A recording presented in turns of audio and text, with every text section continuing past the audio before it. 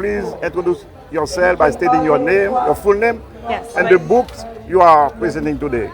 Hi, my name is Marissa Germain, and we're here at the Little Haiti Book Festival, and I'm very proud to share my book, It's Always Mango Season and Complicated Cluster. It's Always Mango Season is my debut novel, and the Complicated Cluster is a short story collection. Tell us the stories behind each book. Absolutely. So I started writing It's Always Mango Season during COVID, and it's meant to explore two characters, a Haitian American woman and a Haitian man, who have this will they won't they relationship. Saskia has failed in her big New York City career, and Paul is looking to get investment for his innovative agricultural product to help Haiti. They meet in Orlando, and a criminal enterprise starts to come in and cause some complications for the relationship.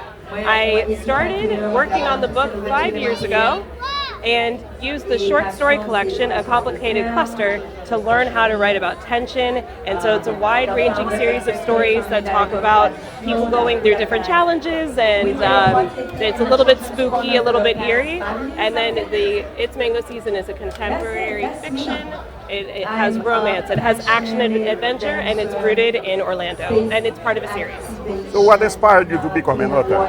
I actually used to work in foreign aid and spent a year working and living in Haiti, where my parents are from. And it was during that time that I realized, as an American who was born here and then had family in Haiti, that there's really a big gap and kind of a friction between being from abroad and having connections to such a beautiful and wonderful country. And so I used both books to kind of explore the different challenges, feelings,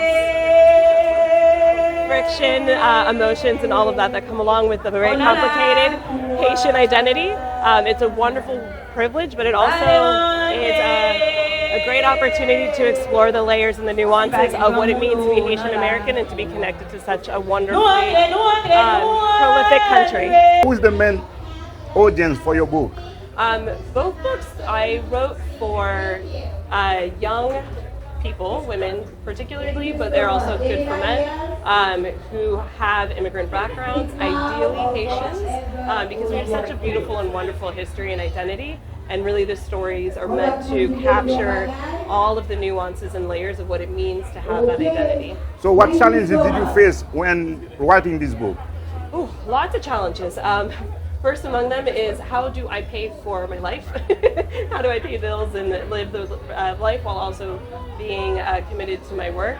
And then also making sure that I wrote stories that were not too heavy or too dark, because I feel like being Haitian and having connections to the island, there's a lot of heavy and dark things that we can certainly tap into, but I wanted to write stories that were fun, inspirational, funny, and light. And so finding the right balance of being honest, but also having some fun too. So what pushed you to become an author?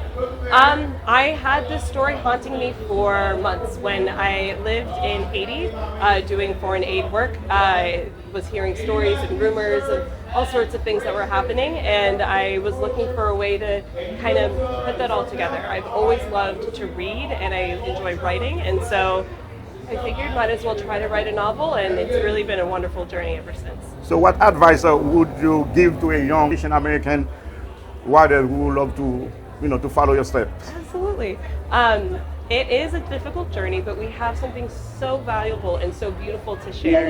So no matter how difficult it is, no matter how impossible it may seem, keep working, keep going, and get your book done. Just get it done, and then you'll be able to figure out how to sell it, how to get it out to the wider world, but don't give up just because the journey gets difficult. The titles of the book, where they can find them. Yes, so my name is Marissa Germain. This is Complicated Cluster short story collection. You can find this on Amazon or from my author website. And this is It's Always Mango Season, where you can get it, I think, pretty much anywhere books are sold. You can get it from your local library, Barnes & Noble, Amazon, bookshop.org, and you can also request it through your local independent bookstore.